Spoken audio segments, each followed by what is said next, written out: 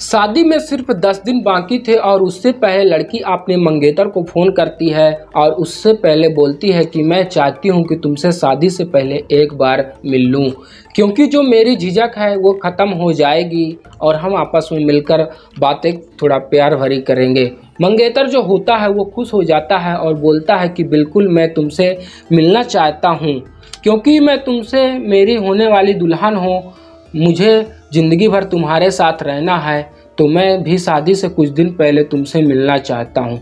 दोनों की date fix हो जाती है और लड़का तैयार होकर कि वह अपनी दुल्हन से मिलने के लिए जा रहा है, बड़ा तैयार होकर पहुँचता है जहाँ दूल्हा ने बुलाया था और दुल्हन ने बुलाया था, लेकिन दुल्हन पूरी सेटिंग करके बैठी हुई थी। जब लड़का पहुंचता है तो उसको तड़पा तड़पा कर वहीं मौत के घाट उतार देती है दुल्हन, और उसको मारने के बाद उसकी लाश को मिट्टी के गड्ढे में खोदकर गड्ढा में दफना देते हैं और वापस आने पर वह अपने घर चली जाती है और दूसरी तरफ लड़के को ढूंढना चालू कर दिया जाता है। और आखिर में पुलिस जब लड़की तक पहुंचती है तो जब हर कोई हैरान हो जाता कि भला एक लड़की ने अपने होने वाले दूल्हा को कैसे महज शादी से 9 दिन पहले आखिरी मौत के घाट उतार दिया। हर किसी के दिमाग में ये सवाल था और जो कहानी लड़की बताती है वह सुनकर हर कोई दंग रह जाता है और आपके दिमाग में भी यही सवाल होगा, लेकिन इस सवाल का जवाब आपको शुरू से जब आप कहानी को सुनेंगे और समझेंगे और जानेंगे लास्ट तक, तभी आपको पता चलने वाला है। आदाब, नमस्कार, सत श्री अकाल, जय हिंद दोस्तों, आप सभी का स्वागत है फिर से एक नई वीडियो के अंदर।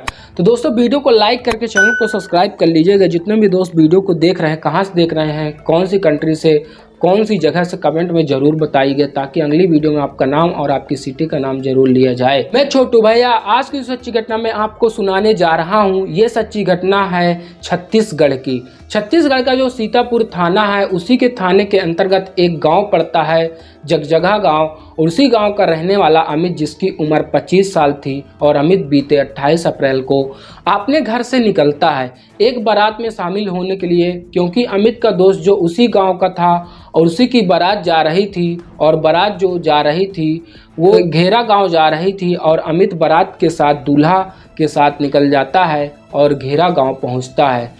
और जब वह रात को बारात लौटकर वापस आ जाती है तो अमित को जो सब लोग ढूंढते हैं, और अमित बारात में वापस नहीं आया था। अमित का परिवार जो उसको चारों तरफ ढूंढता फिरता है, फिराता है, लेकिन अमित का कुछ पता नहीं चलता। और परिवार जो होता है उसके नंबर पर फ़ोन करते हैं मगर फ़ोन भी नहीं लगता, स्विच ऑफ होता है। अब हर कोई परेशान था कि भला अमित कहाँ गया होगा, और परिवार वाले उसको 29 अप्रैल तक ढूंढते हैं और आखिर में जब नहीं मिलता तो 29 अप्रैल की शाम को वो लोग थाने पहुंच जाते हैं। थाने में पहुंचकर गुमशुदगी की रिपोर्ट लिखाते हैं और दर्ज कराई जाती है कि ऐसे ऐसे अमित गायब हो गया है। अब पुलिस अमित को ढूंढती है, बारात के लोगों को भी पता करती है कि भाई अमित कब कब कहाँ दिखा। सब लोग बोलते हैं कि अमित बारात में तो आया था, लेकिन नाश्ता करने के बाद वो निकल गया पैदल और फिर वह नहीं दिखा।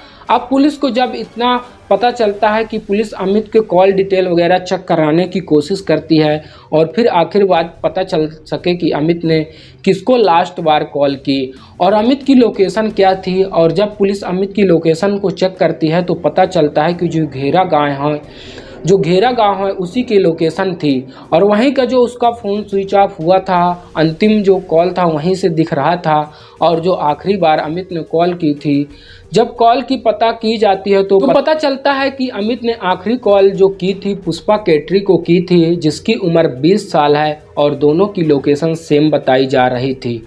जो दोनों की लोकेशन थी वो सेम थी, क्योंकि जो पुष्पा है उसी की गाँव की रहने वाली है। और जब पुलिस अमित के परिवार से पूछताछ करती तो आखिरकार पुष्पा कौन है, और आखिरी बार जब आपके बेटे ने इसी पर कॉल किया था, तो परिवार वाले लोग बताते हैं कि क्या अमित की शादी के 7 मई को थी, और लड़की की जो साथ है वो उसके अमित को मंगेतर है, और अमित ने इसको कॉल किया होगा क्योंकि जो उसी के गांव में रहती है। और अब परिवार के लोग को जो ज़रा सा भी शक नहीं था कि क्योंकि होने वाली जो दुल्हन थी जो उसी अमित की थी, और वो जो अमित था परेशान था, सब कुछ नहीं कर सकता है, और अमित को वह गायब क्यों करने लगी है। और लेकिन जब पुलिस को शक होता है तो पुष्पा के ऊपर जो जाता है शक, पुलिस पुष्पा की कॉल डिटेल निकलवाती है कि पुष्पा का कब कब अमित से बातचीत करती है, और जब अमित को जब पता करने की कोशिश करने लगती है तो पुलिस को पता चलता है कि पुष्पा और अमित की जो कम बात किया करती थी, बल्कि एक और नंबर है जिस पर वो ज़्यादा बात किया करती थी, और वह नंबर बाबुल का है।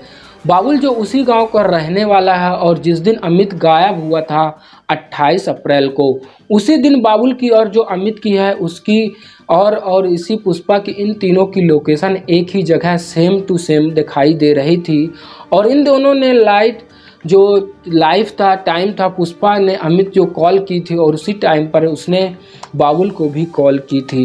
अब पुलिस का शक पुष्पा के ऊपर चला जाता है। पुलिस अब पुष्पा और बाबुल दोनों को हिरासत में ले लेती है, और दोनों को होने वाले जो होते हैं दुल्हन हिरासत में जब लिया जाता है तो उसके परिवार के लोगों और गांव के लोग पुलिस के ऊपर ही उंगलियां उठाने लगते हैं। क्यों ना उंगलियां उठाएं, क्योंकि अभी नई नवेली दुल्हन थी, चली आ रही थी, और शक इस तरह जो कर रही थी पुलिस वाले, भला किसी के लड़के के गायब होने पर हमारी बेटी का क्यों गिरफ्तार किया जा रहा है। लेकिन पुलिस उसको समझाती है घर वालों को, और जब पुष्पा से सख्ती से पूछताछ करती है तो बाबुल से अलग अलग दोनों को ले जाकर अलग अलग पूछताछ की जाती है।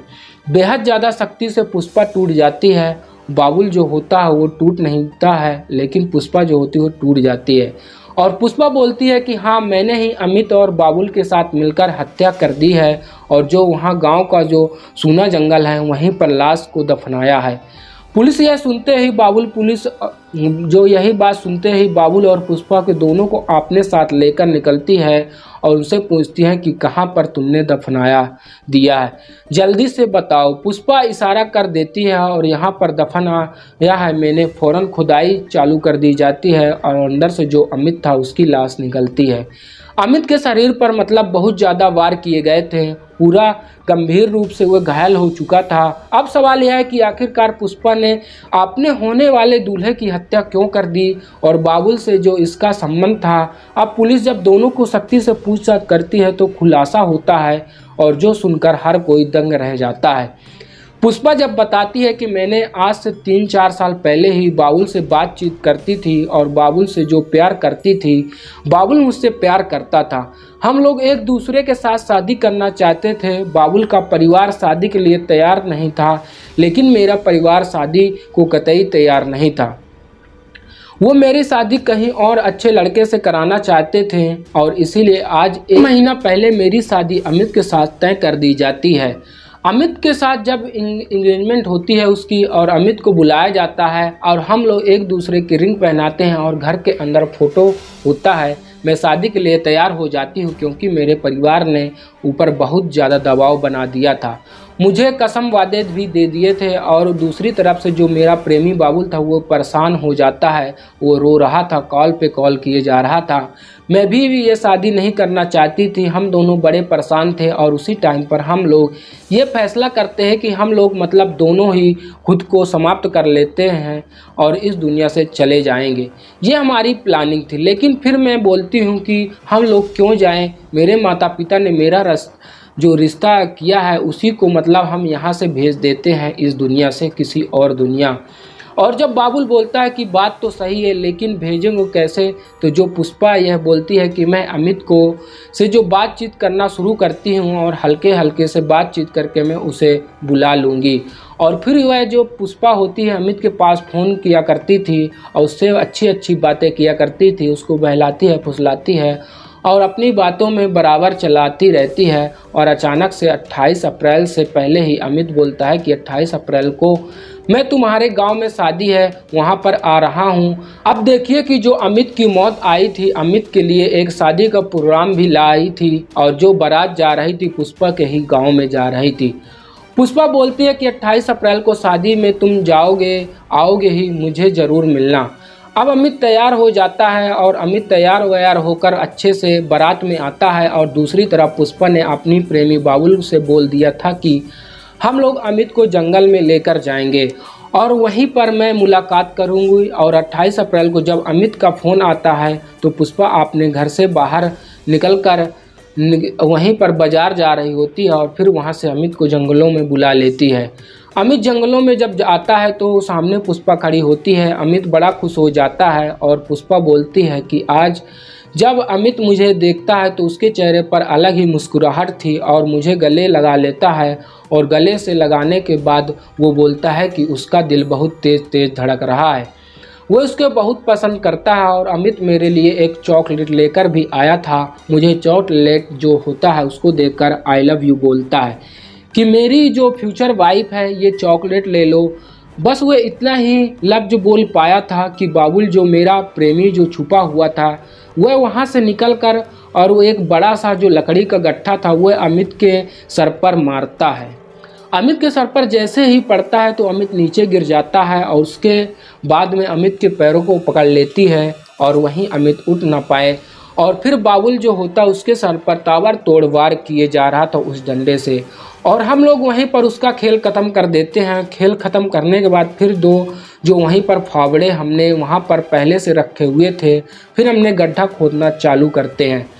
फिर वो गड्ढा खोदना चालू करते हैं तो बाबुल जो होता है वो लोग एक गहरा सा गड्ढा खोदते हैं और वहीं पर अमित को डालकर उसके ऊपर से मिट्टी डालकर फिर वहीं पर अमित को जो है कब्र थी वहीं पर एक दूसरे को प्यार करते हैं, संबंध बनाते हैं। हमारा जो मिशन था वह सक्सेस हो गया है और फिर वापस आ जाते हैं। वापस आने के बाद हमें ये टेंशन सता रही थी कि कहीं पुलिस हम तक पहुंच न जाए, क्योंकि जो पुलिस कॉल डिटेल वगैरह चेक करेगी और पुलिस हमें पकड़ लेगी। फिर हमने यही सोचा कि हम लोग खुद को ख़त्म कर लेते हैं दोबारा से, और उसके लिए तैयार भी थे पुष्पा और मैं भी। हम लोग ये सब कदम उठाने वाले थे, लेकिन उससे पहले ही पुलिस ने हम लोगों को पकड़ लिया। और इस घटना का खुलासा होने के बाद पूरे गांव के अंदर हर कोई हैरान था गांव के अंदर कि भला एक लड़की इतनी दरिंदगी हैवानियत कैसे बन सकती है।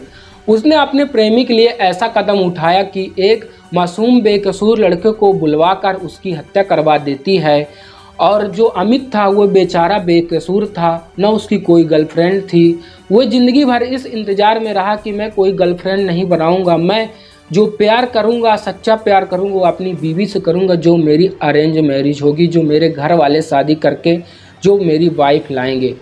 उसी से मैं इंतज़ार में था और उसी वाइफ से जो होती है उसे मिलने से उसका खेल ख़त्म कर देती है। और इस घटना से आपको बहुत बड़ी सीख मिलती है कि अगर आप शादी हो और आपका रिश्ता तय हो चुका है, सबसे पहले आप लड़की से यह बात पूछें। और कोई दबाव में तो वह शादी नहीं कर रही है, मतलब लड़की से आप पूछें कि तुमसे जो शादी है जो हो रही है तुम किसी के दबाव में आकर तो नहीं कर रही हो, तुम्हारा परिवार प्रेशर में आकर तो नहीं करा रहा तुम्हारी शादी। मैं किसी से नहीं बोलूँगी, बस खामोशी में रिश्ता ख़त्म कर दूँगा, तुम मुझे एक बात बता दो।